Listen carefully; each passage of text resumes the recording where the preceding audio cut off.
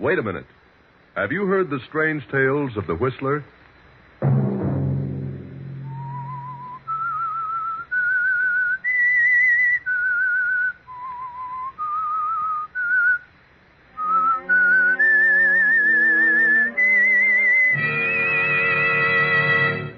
I'm the Whistler.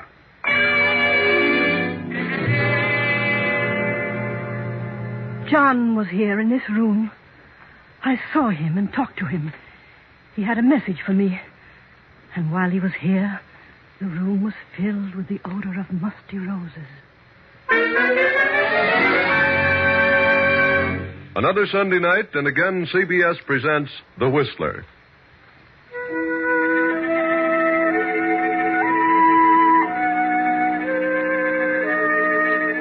I, the Whistler, know many things, for I walk by night. I know many strange tales, many secrets hidden in the hearts of men and women who have stepped into the shadows. And so I tell you tonight the unusual story of Apparition. In the midst of a circle of tall, moaning pines spreads an old mansion. On the second floor, a low light burns in a large bedroom. The bedroom of Elizabeth Kemper, the elderly mistress of the mansion. Mrs. Kemper's husband, John, died suddenly a year ago and left his entire estate to his wife, Elizabeth. Shortly after John's death, Elizabeth brought her husband's sister, Bertha, and Bertha's daughter, Celia, to live with her. Since John's death, Elizabeth's health has gradually failed and she has taken to her bed. In the meantime, Elizabeth's only sister, Mary, has come to live in the great house, and Mary's son, Herbert. Now, long past midnight, Elizabeth tosses in her bed and mumbles. John, what is it? What do you want? Why don't you say it? Suddenly, Elizabeth's door bursts open, and Bertha moves into the room and stands beside the bed. Elizabeth? Elizabeth? Huh? Elizabeth! It's Bertha. Oh, Bertha. Oh, yes, Bertha. Why did you scream? Scream? Did I scream? Yes. Just as I came in the room. You must have frightened me. Were you dreaming? No, I don't think so. But I don't know. I thought John was here. John? You thought John was here? Yes. Standing there beside the bed. Elizabeth, I saw him too. Just a moment ago. What? In my room. Oh, but that's nonsense. Why should he always appear to you? I'm his sister. Yes. Yes, of course. John was trying to tell me something. Something about you. What? He was trying to tell me that you should listen to him. Listen to him? Something about the property. What about the property? He says he made a mistake. Mistake? He says he wasn't killed accidentally. He did it deliberately. He committed suicide. Suicide? Why should he have done that? He hasn't explained that. But he says now he knows the truth about everything. He knows that his reason for hating me and cutting me off in his will was unfounded, and he's sorry. He's been trying to reach you, but you aren't receptive. You claim you've seen John every night since the day he died. I have, Elizabeth. I swear I have. I've seen him many times in my dreams.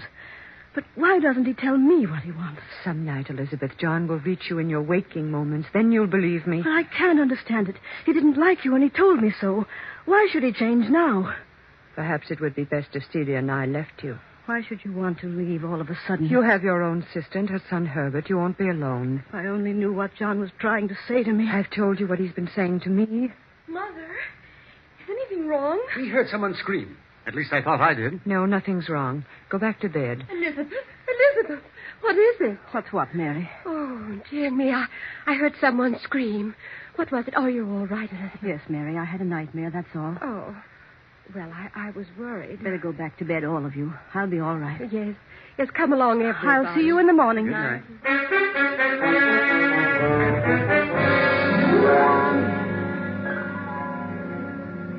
But, Mother, why do you keep frightening Aunt Elizabeth by telling her about Uncle John? I'm not frightening her. She should know the truth. But she is frightened. Why, she's getting worse and worse. Are you sure you have seen Uncle, really? Do you dare suggest that I'm lying? Is that what you mean, Celia? No, Mother. I didn't mean that honest. It's better. And don't you ever say such a thing again. But why doesn't he appear to Aunt Elizabeth? She only dreams about him. That's something that can't be answered. There are those who are gifted with the powers to see those who have departed. See them and talk with them. I'm one of those so gifted. Do you understand? Yes, Mother. John is trying to get a message to Elizabeth about me. And because he finds it difficult to reach her, he's chosen me as the medium. What is the message? He left me nothing in his will because he hated me and thought I hated him. But you did. I did not. It was his imagination. But now he's learned the truth. Now he knows I had nothing but his best interests at heart. He's trying to tell Elizabeth to leave all the estate to me. And he will continue to return to this house until his mission is accomplished. Then his soul can rest in peace. I'm frightened, Mother. I don't want to stay here another day. I can't stand it here. You stay here until I'm ready to leave. Do you hear me? Yes, Mother. I hear. Now stop this nonsense and go to bed. Yes, Mother. I'm sorry. You'd better be.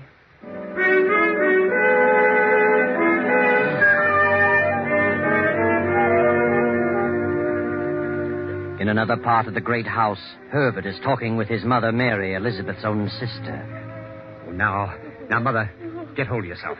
Oh, I'm terribly frightened, Herbert. Why should you be frightened? Nothing can harm you. What have you to be afraid of? Oh, there's something awful in this house. I can feel it. I don't want to stay here any longer. We must leave before it's too late. I'll admit that strange things are going on, but I'm not ready to leave here.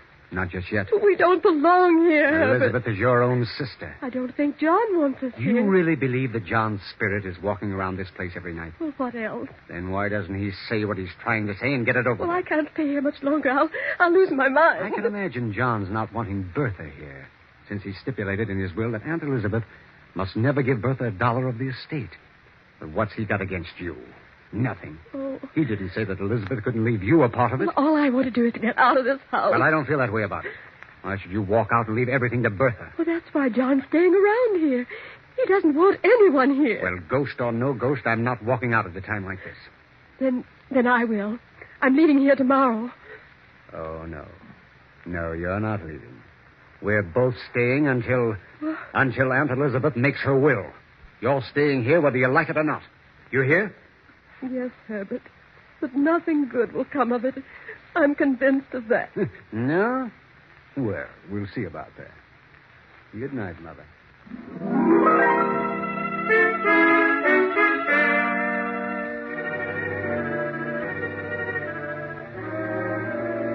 An hour later, Mary has finally dropped off to sleep. Then, as the clock strikes 3, a figure in white slips into Mary's room and stands beside the bed. Slowly, Mary opens her eyes and stifles a scream. Who is it?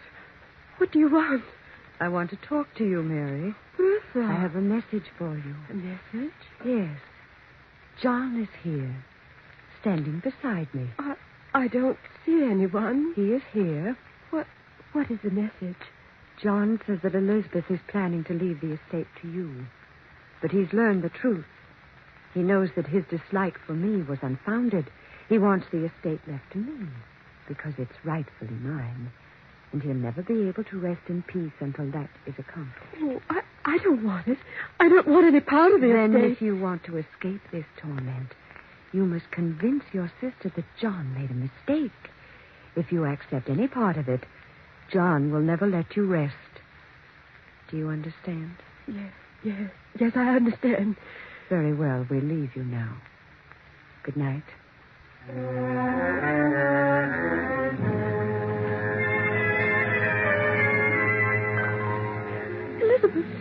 Elizabeth, wake up. Oh, what? Wake up. Oh, Mary, what's wrong? You're shaking like a leaf. He was in my room. Who?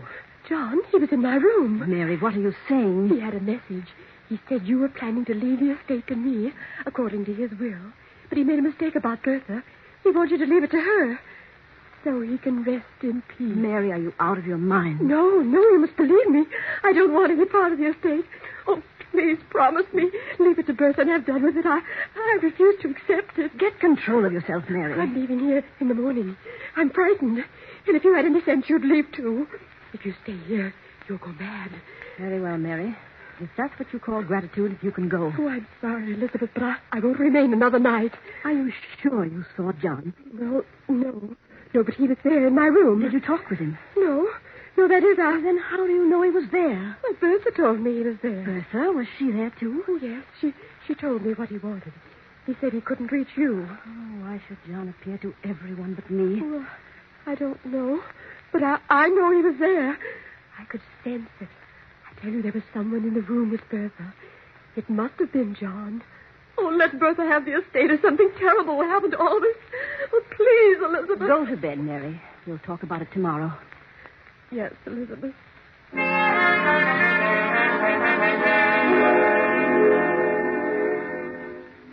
The next day, Herbert goes into town and pays a visit to Henry Wentworth, Elizabeth's attorney. Wentworth was also John's attorney for many years and was familiar with the family for 2 decades. Mr. Wentworth, you drew John Kemper's will. Yes, I did. Have you any idea why he cut his sister Bertha off without $1? No, but in the last 5 years, John turned against Bertha. Turned against her violently. Why? I don't really know. She was his only sister, and he had no brothers. It was very strange. What happened to Bertha's husband? Well, he died about 5 years ago.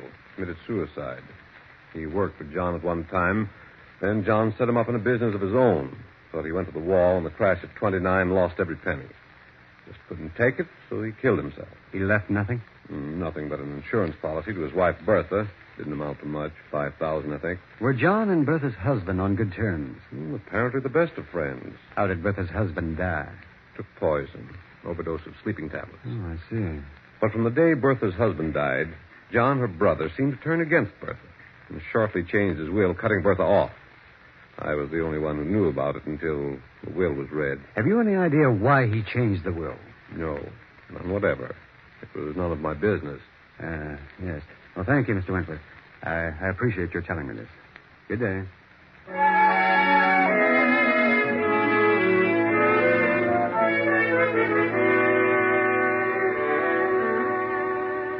Then Herbert pays another visit, a visit to Dr. Martin, formerly John Kemper's physician.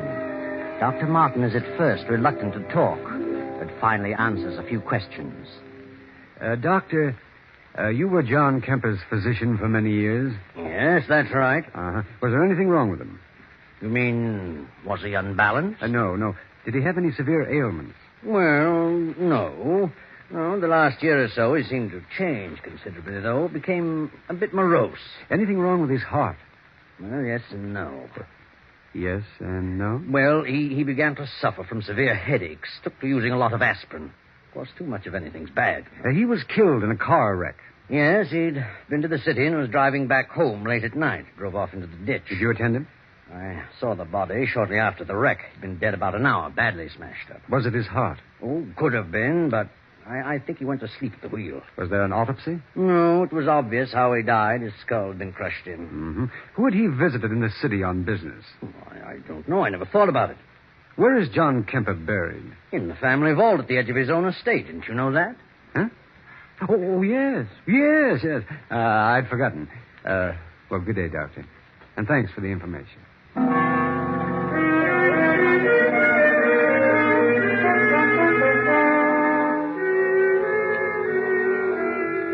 Then later that night, the household prepares to settle down to sleep. One by one, the lights go out in the various rooms.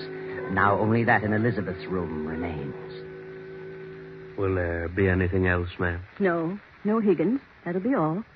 Has everyone gone to bed? Oh, yes, ma'am. They've all retired. Is the milk warm enough? Yes. Good night, Higgins. Good night, ma'am.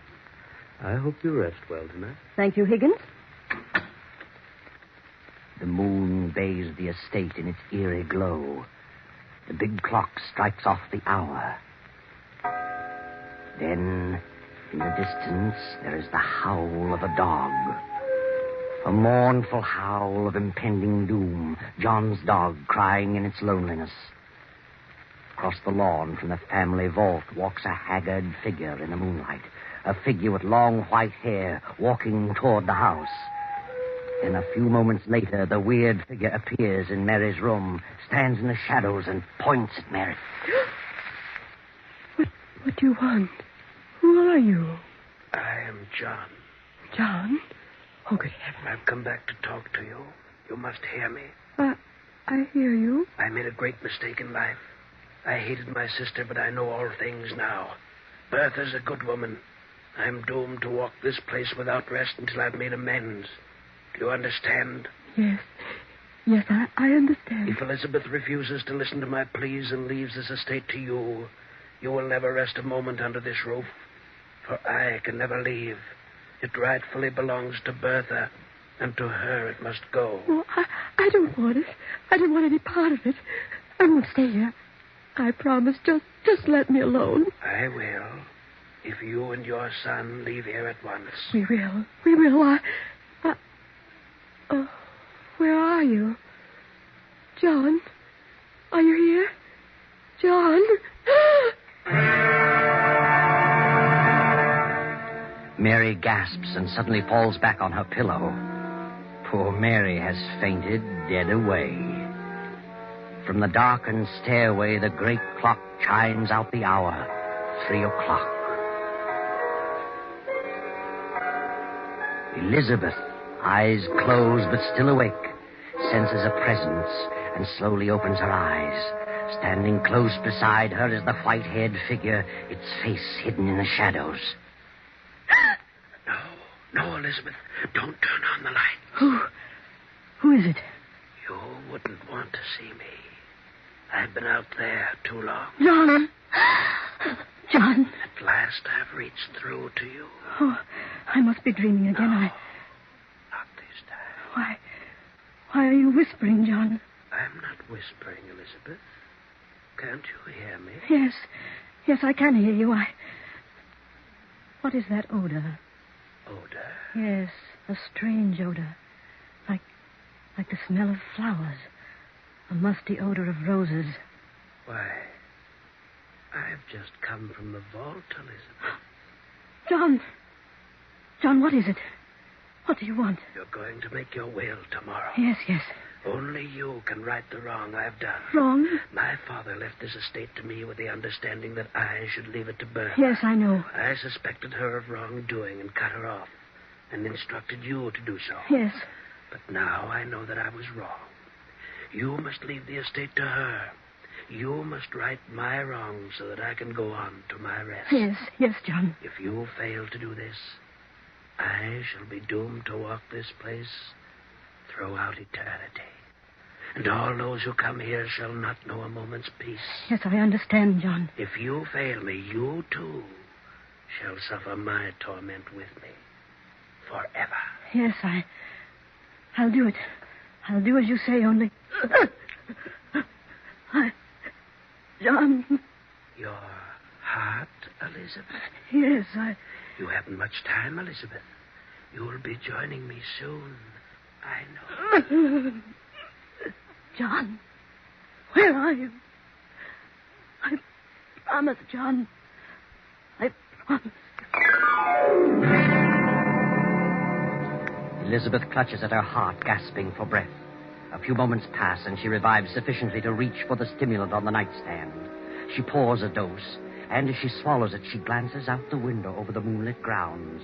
Across the lawn moves the white-haired figure, gliding toward the family vault at the edge of the estate. John!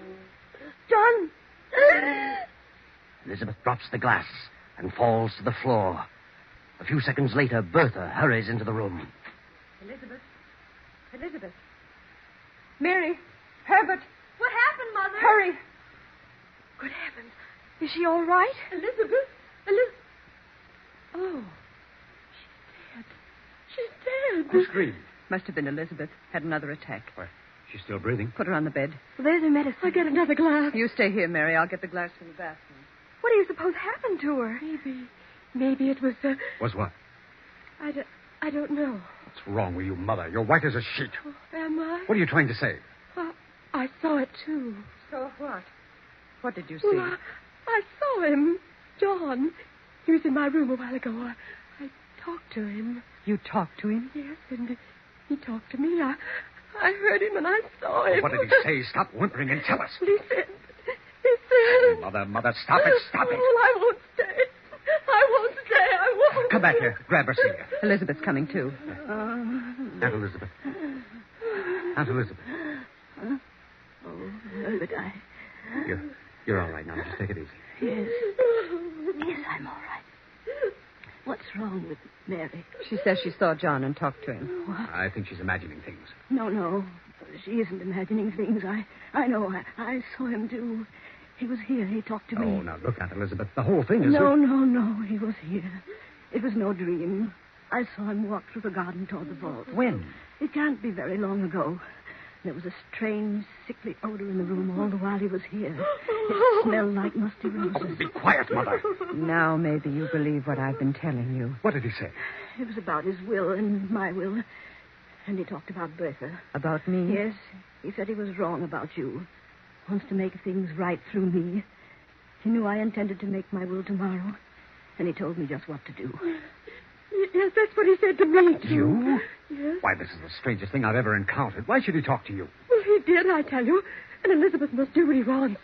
Otherwise, something will happen. What will happen? Well, I don't know. I want you to call Mr. Wentworth, the lawyer, and have him here first thing in the morning. I want to draw my will, as John tells me. Very well. I think I'll have a look around the grounds. Never go back to sleep now, anyway. So, good night, Aunt Elizabeth.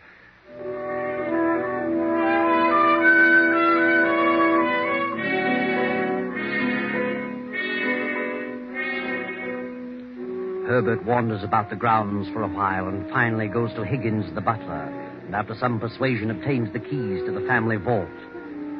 The next morning, the lawyer, Wentworth, visits Elizabeth in her room. Well, how are you this morning, Elizabeth? Much better, Mr. Wentworth. Here you had a bad night. Yes, I guess I had another attack. Oh, so? Mr. Wentworth, I want to draw up my will. I should have done it long ago, but, well, something held me back. I see. Well, I'll take down the data and have it typed, then bring it back for you to sign. I'll be in court all day, probably through the evening, so I'll have to come around 11 tonight. Very well, as soon as possible. Good. Now, let's have the particulars. Yes. To my sister, Mary Wilton, I leave the 5-room cottage in Danbury. Hmm? To my nephew, Herbert Wilton, I leave $1,000 in cash. Yes. And to my husband's sister, Bertha Mallory, I leave all other property, personal and real, amounting to some $400,000. What? Please. Amounting to some $400,000, according to my late husband's wishes. What do you mean? John stipulated that you leave not a penny to Bertha. John has changed his mind. When did he change his mind? Since his death. Don't you think we'd better postpone this until you feel better? I want my will drawn just as I have told you. But what do you mean by saying John has changed his mind? How could he? He told me so last night. You know what you're saying. Yes. I saw John. I talked to him. He was wrong in his attitude toward Bertha. Oh, this is ridiculous. I want it done as I say. Very well. I'll draw it up this way. But I certainly think that... You think I'm insane? Well, since you bring it up, yes, I do. So did I, at first. But I'm not. I'll be expecting you around 11 tonight, Mr. Wentworth. Yes. Yes, of course. I'll be here.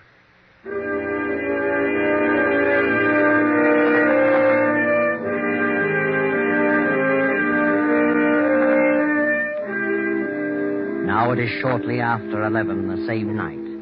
The lawyer has returned with the will, and Elizabeth has called her 3 relatives to her room. Very well, Mr. Wentworth. This is drawn the way I want it. You mean as John wants it? I mean just that. I'm leaving the property that was mine before I married John, the small cottage, to you, Mary, and $1,000 to Herbert. All else I am leaving according to John's directions to you, Bertha. That's the way John wants it. And that's the way it shall be. You must do as you think best. I'm doing as John wishes. Hand me the pen, Wentworth. There you are, and I hope you all understand. I don't. Thank you, Elizabeth. Well, now that you've got it, Bertha, what good is it going to do you? What do you mean? How much chance do you think you'll have to use it? What happiness do you think it'll bring you? More than it would you. Isn't it rightfully mine? Is it? That's the way John wanted Oh, it. no, it isn't. It's the way you want it. I had nothing to do with John made a will. He's never wanted to change. Elizabeth knows better than that. Aunt Elizabeth knows nothing of the kind. This is my house now, and the sooner you leave, the better. You'll be living sooner than I will, you and your spooks. You don't believe in ghosts, and you never saw one. I saw John. Night after night. Everyone saw him. Everyone but me, because I'm not a donkey. Your own Mother Mary saw him and talked to him. Hush, John is dead in his coffin out there in the vault. I saw him. But I did see him. So did I. You wouldn't know if you did see him. We would. We've seen him. Yeah. Then turn around. Turn around, all of you. And look. John! Good Lord. It's him. Is that John? Is it? Yes, yes. Take off your wig. Higgins. Yes, the butler. There's your spook. Why, I'm sorry, ma'am. I... You can go, Higgins. I'll explain everything. Yes. Bertha hired Higgins to impersonate John. That's a lie. Higgins would never have done it if he'd known about the murders. I trapped him into it. He confessed everything. Murders. What do you mean? I got wise to the whole thing. I investigated the whole story about Bertha's husband and John's accidental death. They were both murdered. You're lying. I have the bodies exhumed and examined. They both died of an overdose of sleeping tablets. The very same purchased by Bertha at a certain drugstore. He's crazy. He's crazy. I tell you, She don't put listen. the tablets in her husband's aspirin bottle. She was the one John visited. That night he had the wreck. She must have drugged him. That's why he went to sleep at the wheel. I didn't. She killed her husband for his insurance. And John cut her off in his will because he suspected that she killed her husband. It's a lie, I tell John you. never wanted his will changed. I have proof of the whole thing, and the police are waiting outside now. You haven't a chance, Bertha. You're guilty. The police. Oh. What No, good no. will all this do you? Where is your fortune now? They'll hang you. Oh, yes. Yes, I did. I did it. I don't know why, but I did it. I gave him the tablets. Did Higgins know that? No. No, he didn't know. Oh. Bertha, she's fainted. Mother. No, she hasn't fainted. Well, what's wrong with her? She's dead. Oh, Mother. Mother. Hand me that will, Mr. Wentworth. I'll want to draw up a new one in the morning.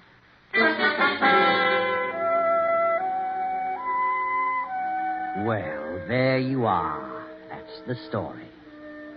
John never wanted his will changed, and for good reason. He really knew the truth. But wait a minute. How did you figure this one out, Herbert? You didn't really have those bodies exhumed, did you? I didn't have them exhumed. And if I had, there would have been no traces of sleeping tablets left. And there were no police waiting outside. I was bluffing, working on pure hypotheses. But it did work. Yes, it worked, Herbert. And it afforded me a very nice story indeed. Thank you, Herbert. You're welcome.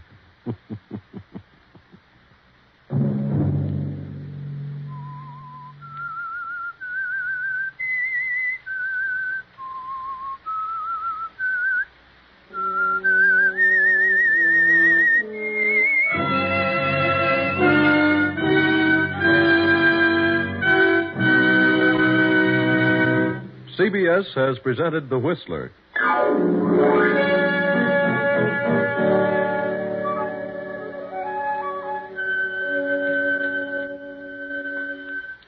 Original music for this production was composed and conducted by Wilbur Hatch.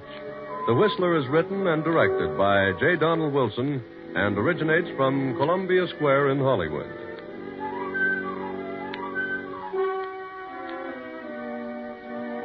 Next week, same time, I, the Whistler, will return to tell you another weird tale. Good night.